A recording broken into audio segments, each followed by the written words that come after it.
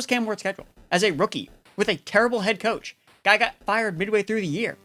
And despite that, last 7 games of the year, 11 total touchdowns, 1 interception. He played every single snap until he got banged up in week 18. So I think that he showed in the second half of last year when he had a okay head coach as an interim guy. He can be the tide that rises all the boats. We already talked about all the skill players that they've added in the draft with Carnell Tate, Wanda Robinson in free agency. Robert Saleh is going to get this defense going. He got a 49ers defense that had nobody left to be average. And now he has talent from his days spent in New York. Brought all of his guys over when that Jets defense was really good.